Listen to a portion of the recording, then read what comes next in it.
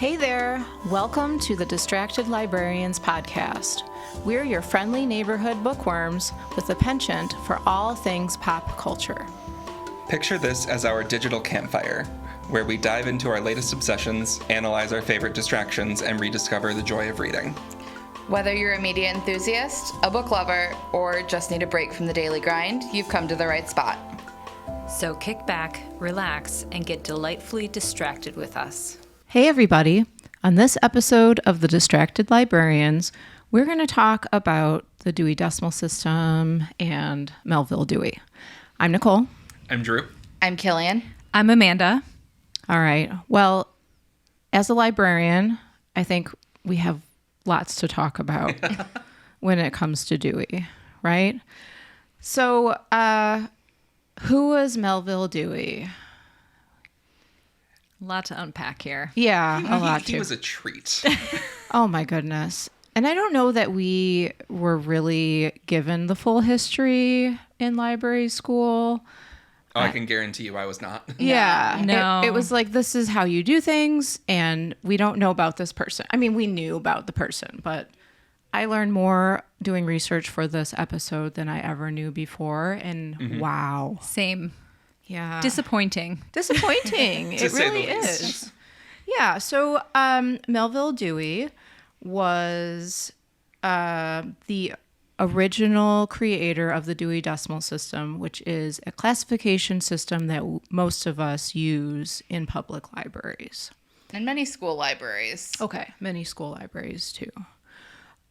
Dewey was a spelling reform advocate. So if you actually see his name, it is spelled oddly, which I find like this whole part about him is interesting to me. Because he wanted to remove like the duplicate letters, right? Yes, or anything that seemed extra.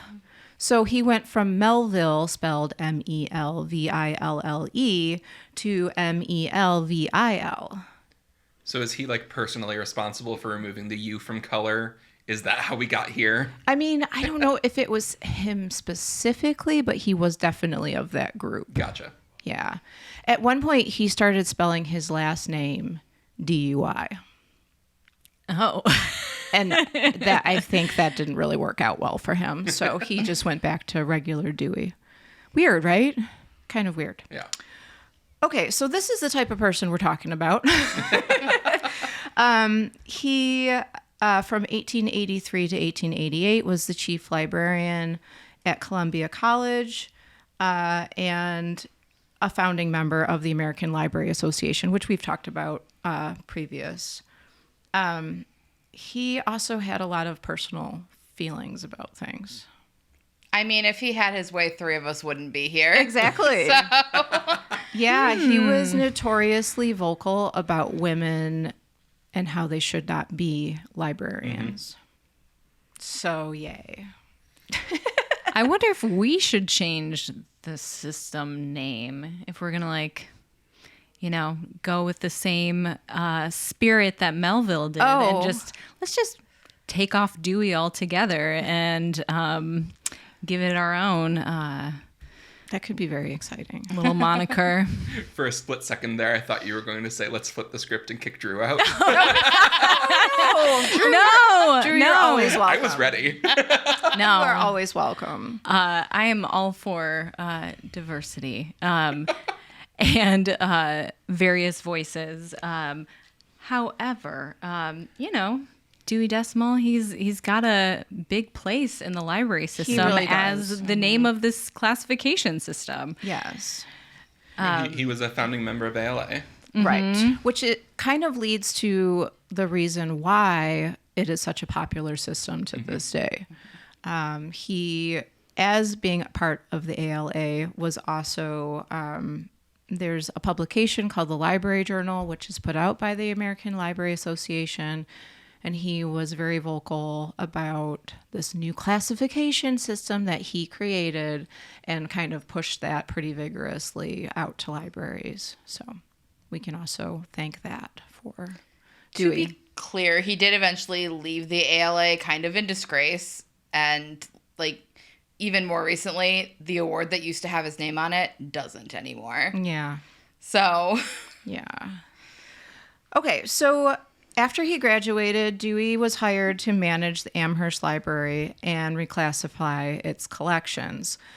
To be fair, I have no idea how these things were classified previously because that was well before any of our time. And like, I don't know that we learned this stuff in college really at library school. Did you ever hear about any previous classification system?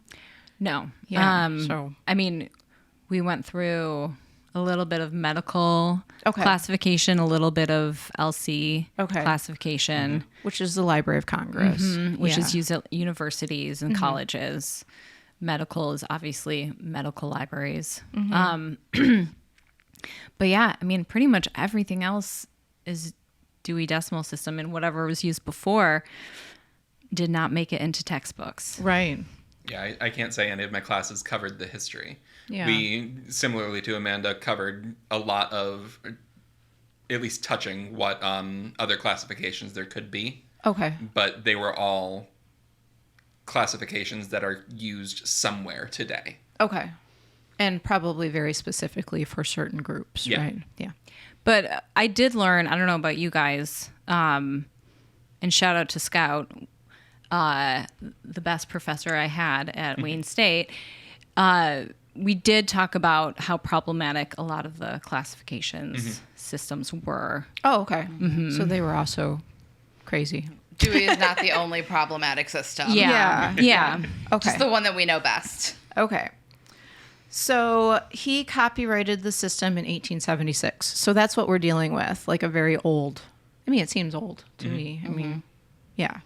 So, it's interesting that this is something that we're still using today, and a lot of things have obviously changed over time. We're going to talk very specifically, I think, about some of those problematic areas for sure. But for us as librarians, how do we use the Dewey Decimal System on a regular basis?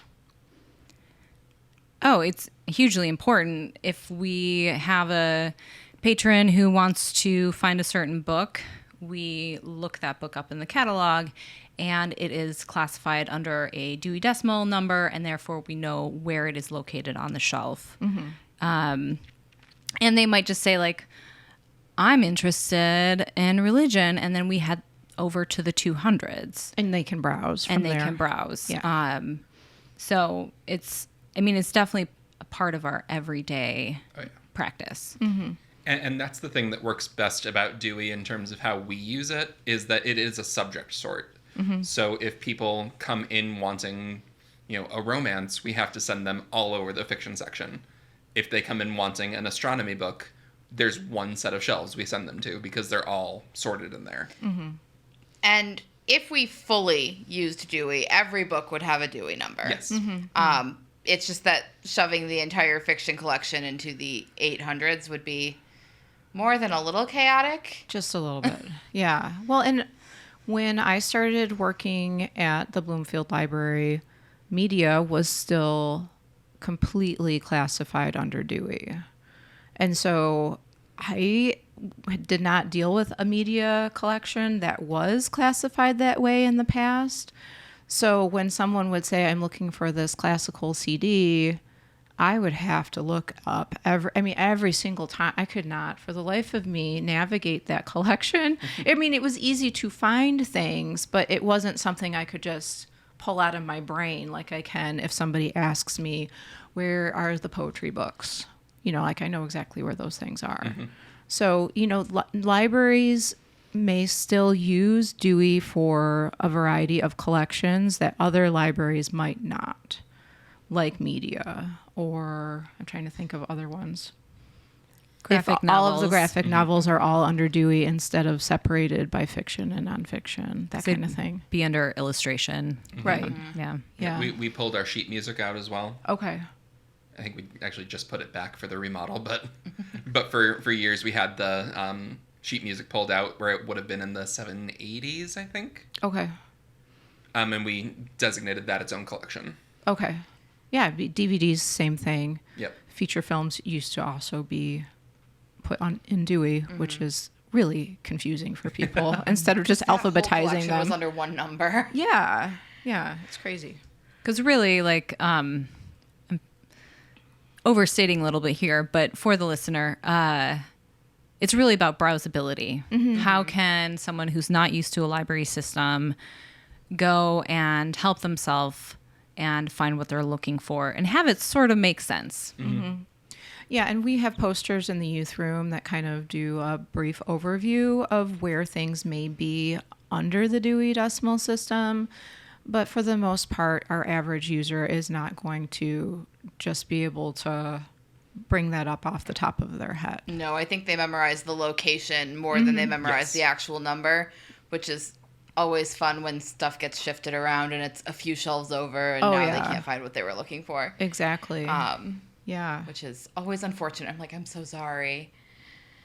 Yeah, so we have books that, you know, kind of end up in sort of a gray area. And I think with the fact that this system was copyrighted in 1876, things have changed over time, like the internet or I don't know, how to use Facebook. You know, where do these things belong in the system that did not have any space for that before? You mean Melvil Dewey didn't anticipate the internet and social media and wow, shocking. I mean, he barely thought that some people were people. So, you know, that's not far off. Yeah. And to the system's credit, to an extent, it is designed for expanding the ideas with further numbers and getting into the, I guess, nitty gritty of what that classification can be. It just so happens that when things get like a number and then they expand like crazy, everything then piles into that number and becomes unrecognizable or becomes a like 10-digit long oh my call goodness. number. And then you have something that doesn't change much that's still taking up a huge range of numbers that maybe could be better allocated. Exactly. Definitely. So we have, we get to thank our catalogers and other forward-thinking librarians for expanding some of these collections and making them one with the times, I guess we could say. So there have been some changes at our library within our call number system. Let's talk about some of those. So let's see. Religion has been terribly problematic within Dewey. Yes. The biggest problem with the 200s under the original Dewey classification is just how many things are piled into the 290s for other religions. So for 200 through 289, all Christianity. Yes. Yeah. So, and then everything else gets dumped into this tiny little microsection of that collection. And there's a lot there. There's a ton there. And I think particularly in the United States, because we have a diverse culture, I think that those other religions being kind of shoehorned into this tiny little area that doesn't have room for them, that's kind of disrespectful. Just saying. Yes. Yeah. And difficult to browse. And I mean, it's like literally saying, we are not giving you space. Yeah. You're to not be. as important as these Christianity books. Yep. And on a library level, we of course were still buying those books. It wasn't like we have an internal policy of only 5 books can go to this number, and so it got really limiting. It was that 293 or whatever it turned out to be had shelves on shelves on shelves of books because it had to cover so many topics. Whereas like 200 through 260 could have fit on 3 shelves. Yeah. Yeah. So we were able to do a little bit of a change at our library to expand that and give the other religions a little bit more space and classification, right? So they have their own spots, which I think is important. All right. Other problematic issues with Dewey. Well, I currently purchase for the 300s. 300s is sociology and social studies. Okay. So that's like so much. That Yeah. includes anthropology. That includes sociology, the study of societies. That includes law.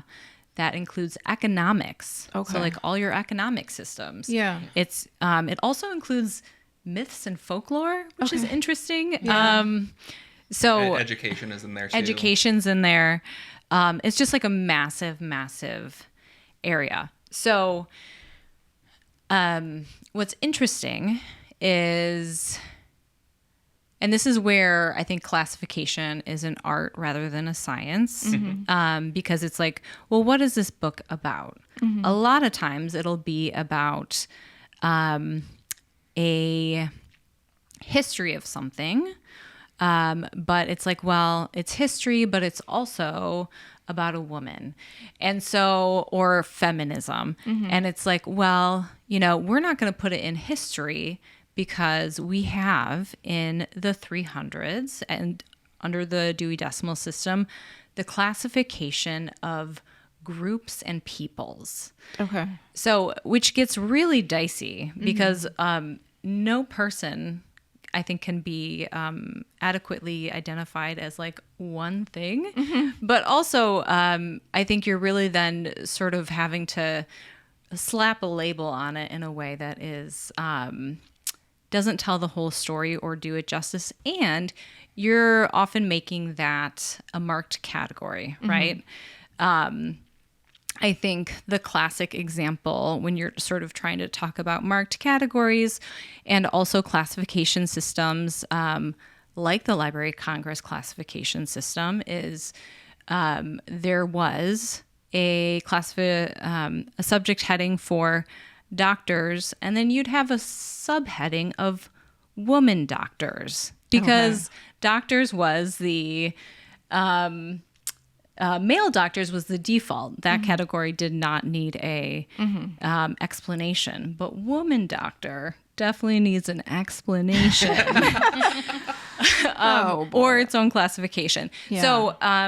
So in the 300s, you have some really interesting, I'm going to pull up a note for this, interesting classifications. So if you're talking about feminism or women's issues, etc., it has a specific, as well as like other categories like boys, girls, men, etc. But it gets really granular in ways that is honestly feels a little weird sometimes. And one of the specific ones is in the 300s, you have a specific number for LGBTQ IA plus and all the different variations. So the way it breaks down, and for the listener, again, you sort of start broad and then you get more and it more gets very, specific. very small. And so you have culture and institutions, and under that there's lots of different institutions, societal institutions, which includes religious institutions, institution of marriage, economic institutions. But you have also under there sexual relations, and then under that sexual orientation, et cetera, et cetera. And then you have like a specific LGBTQIA category, which includes like books like LGBTQIA history. It wouldn't be in the history section. It would be in this collection. This collection. Yeah. And also, we have a biography section. I think where a lot of things we sort of clear up the problem by having it in a biography section under the person's last name. But for example, Janet Mock, who is a transgender woman, has a biography that is in our collection, and it's under Bio Mock, right? But if we didn't have a biography section, it would be under 306 with all of the LGBTQIA books, regardless of what they're really about. Yeah. So it's sort of just this way of just being like, I don't know if there's a better way to explain it, but to me, it just sort of feels like we're really just going to distill you down to this one aspect of your personhood. Yeah. Right? I mean, to me, it does not, it feels like sort of like very unholistic way to view something. Yes. Sure. Yeah.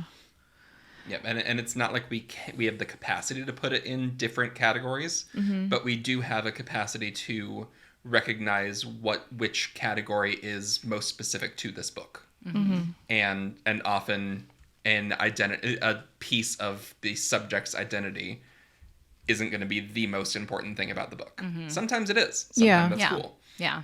But it certainly isn't every time.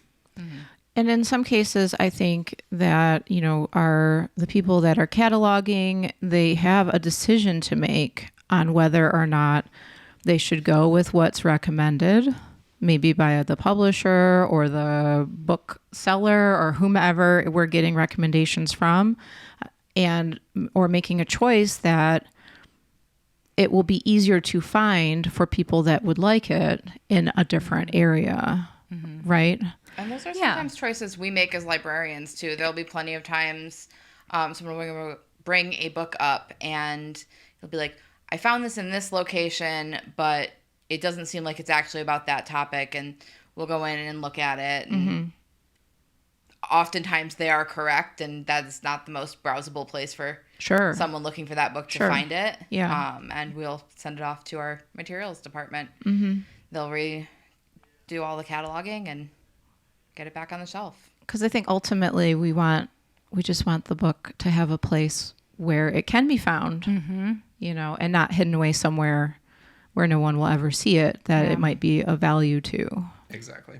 And that's why we have things like the biography section, or I know in our room, the 398.2 and everything that follows is all pulled apart into our folklore and fairy tale section that's currently being evaluated to be adjusted with some labeling and things like that to actually take it out of the Dewey labeling because it became chaos in Dewey. It just doesn't make sense. So we're going to be reworking that. And I know our world language is also pulled into a separate space from the regular nonfiction. Yeah. And sorted. Yeah, definitely. Because it's just easier to find. Yep. Yeah. And, I think I see this most in picture books because it's a collection that I delve into a lot. And there are picture books that are written as if they're a story, but then they'll have quite a bit of nonfiction material within that story, or even a couple pages at the back of the picture book that do talk specifically about what are a plant and its scientific names, or and this and that, and those kind of things. So in those situations, we have to decide, is this a nonfiction book, or is this a fiction picture book that belongs in the picture books? Usually in that case, it really is based on our preference, our choice. We make that decision of where it will most be loved, I guess. That's the way I like to think of it, is where it will be loved. And in some cases, we look at, I've had people say to look at the percentage of the content, right? So if you have a nonfiction book that's about civil rights and about women's rights and, I don't know, parenting, and there's a variety of different things that are there, kind of going through engaging what is the percentage of each topic, and then going with the one that has the largest percentage as being, this is where it belongs in our system. Does that make sense? Yeah. And we'll also run into just where we think patrons will look for it. One that I dealt with semi-recently was the TV show A French Village, which is 7 seasons of a show. It's in French. Okay. And the discussion was, well, this is fully in the French language. It is also fully a TV show. Which collection would people look for it first? Okay. Yeah. So that's difficult to decide. That's not a percentage game. Right. It is both of these things. Where would it make sense for people to find it? Yeah. And we, decided to put it in the French films because if someone took home season 1 and was surprised for it to be a TV show, that feels less complicated than someone taking home a TV show and being surprised that it's in French. For sure. Absolutely. I like that logic. Yeah. Definitely. So libraries are, in some cases, completely letting Dewey go.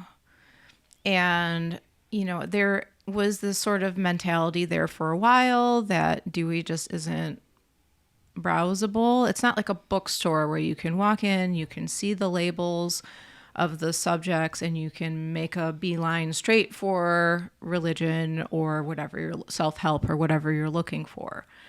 So some libraries have changed to a more bookstore philosophy where there is a lot of signage and things are put in those sort of collections.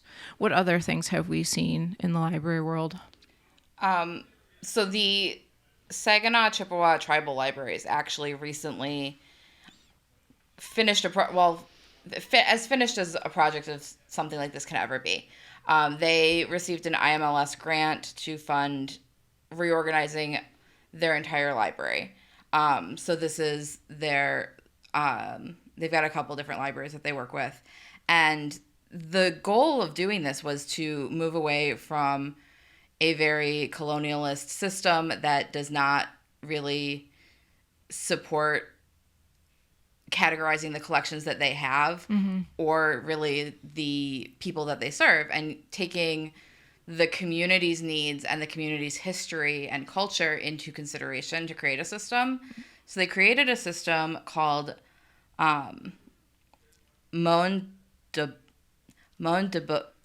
I practiced this so many times and I still am struggling.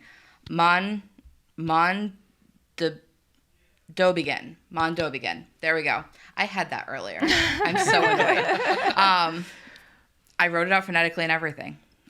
And it is the Anishinaabe language translates to gather together. Oh. And they have their whole system based around their history of there being seven clans of people that have different responsibilities. And so the things that each clan would cover in their responsibilities are sorted into those sections. Oh, okay. And so they have then, it's separated still by age with kids and teens and adults, but then it's separated to these 7 sections, and things are labeled with things that indicate who the authors are, whether the authors are Anishinaabe or not, or a mix, Indigenous but not Anishinaabe. Okay. And also if they are what we would generally consider nonfiction, but things that are cultural stories, things they know are true, and that sort of thing, versus things that are embellished tales and creative stories. Okay. And that's all interfiled but labeled. Okay. From my understanding of things.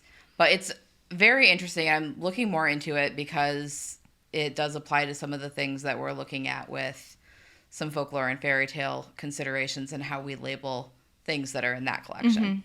I like that. That's wonderful. Yeah, very cool. There are other libraries also that have changed their system. I know the Ferndale Library has also, they revamped their children's nonfiction collection. As far as I know, they did not do the same for the adult services, but for youth services, they were able to use a Metis system.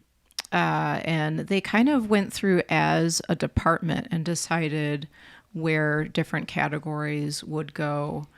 It is still labeled like alphabetically, but under these separate categories. Nice. And that project was quite an ordeal. I was subbing there at the time, and they actually closed the youth room for, I think, 4 or 5 days just to get the system completely redone. And for a smaller library, that is, first of all, an amazing amount of work, but they had the ability to do that with support from their community. When we look at larger library systems, I think something like this is so difficult to even discuss, because when do you have the time? When can you close the doors? How do you create this overhaul, without it actually affecting hours and availability for the materials to Which people? is why you don't see things change. Right. Yeah. Yeah. Well, and one of the things with that is it sounds like a lot of the meta systems are really based around looking at particularly Ferndale's, looking at how a child is going to browse, because it originated in schools. And so looking at the child's logic of how to find things. And I think that is kind of the running thread here is whatever system you use, it makes sense to use one that works for the community that you're serving. Yes. And there's always going to just making things be findable. that period of time where people are like, what the heck? Where do I find the things I'm looking for? Like, this is different. Oh no, this kind of feeling. But, when I go into that library now, it is a successful change of classification. I think that they did a great job. The kids adjusted really quickly. Overall, I think it, thumbs up for the project completely. So yeah, I think that's an interesting take on all of this. I think it's really easy for us to get into this, like we're used to Dewey. And that's what we do, and we use Dewey, and we've always used Dewey, and we haven't always used Dewey, because it hasn't always existed, and we don't always have to. Right. Like, it's silly to cling to something that maybe a better way serves us differently. So, in other news, I worked at an academic library for a very short period of time, and the Library of Congress system, I have no idea what was going on. I was just like, I think it goes here, which is probably not a great thing for a librarian to do, but theoretically, I used it in college. Yeah. And the reality was I placed a lot of holds. I used the public library and never actually internalized anything about how that system works. I still don't know what's going on, and that's okay for me. This is why I'm a public librarian. Yep. Do we have any strong feelings about Dewey besides all that we've already discussed? Like, do we love it? Thumbs up, thumbs down, half thumb? Is that even a term? I think it's good that we have a system. Yes. We obviously need one, and we have one that is explainable to patrons insofar as it goes. Do I think it's the best system? No. Do I think we should be with it for the next 150 years? Not really. But it functions. Yes. And do you think I agree with you. Is the solution like tiny incremental changes or like an overhaul? I don't have an answer to that, by the way. Yeah. Things to let the listeners tell us. Yeah, absolutely. Please email us. Let us know what you think. Yeah, because for us, we use it every day, so we know it. But for people that are using the library, maybe it doesn't make sense. So let us know. I would love to hear. All right. Well, thank you for listening, and we will see you next time. Thank you for joining us for this episode of Distracted Librarians. Many thanks to BCTV for their support in recording, editing, and releasing this podcast, and to the Friends of the Library for sponsoring closed captioning on every episode. If you have any questions or suggestions, feel free to reach out to us at distracted@btpl.org. Until then, keep those pages turning and those screens lighting up. We'll catch you in the next episode.